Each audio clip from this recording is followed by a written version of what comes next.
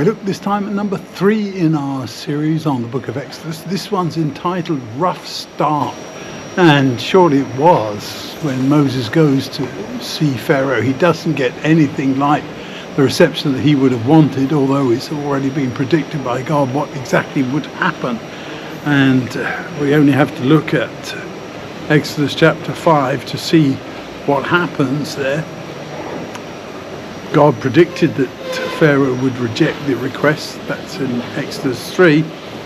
And when he does respond, he says, "You're just lazy people," and makes things even worse for the Israelites, as if that was possible. And then the Israelite supervisors come and tell Moses that he's made them like a bad smell to Pharaoh and put a sword in Pharaoh's hands to kill them. Not the kind of support you will want from your fellow countrymen, is it? So for Moses, who didn't really want this job in the first place, it's certainly a very difficult and challenging situation for him to deal with. He's got the antagonism and the opposition of the Israelites, especially from Pharaoh and his officials, and also from his own people, the leaders who are the supervisors in these projects that they were having to work on, slave projects. Let's be very clear about that. And as a result, Moses is saying, okay, well, now what?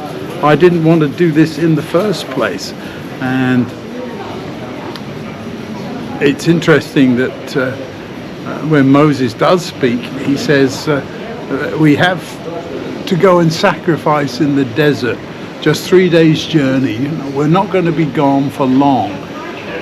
Was that deception? Was that a way of telling Pharaoh that they weren't really leaving?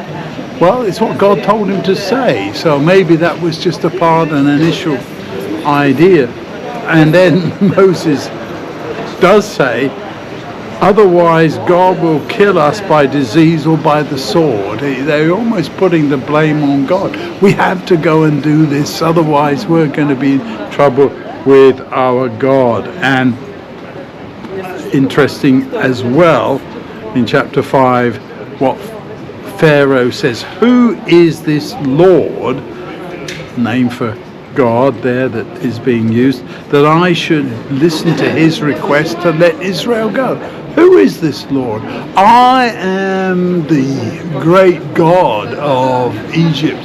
The pharaohs were seen as the incarnation of the pagan god Ra, the sun god, and they really did believe that they had that power. I mean, they were at the head of the most significant empire of the world at that time. So very difficult for him to understand that he's not really the supreme God that he thinks he is.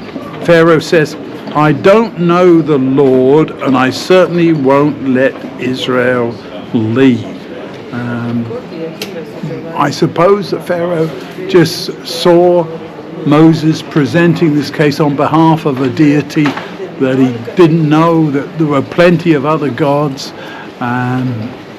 just one of another, worshipped by this particular people.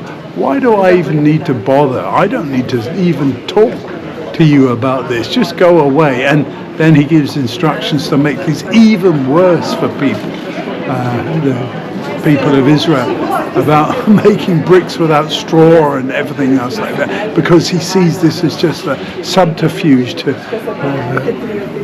get some time off, as it were, not to take their work seriously. And so in the end, of course, there's that, I don't want to say negotiation, because it's not really that.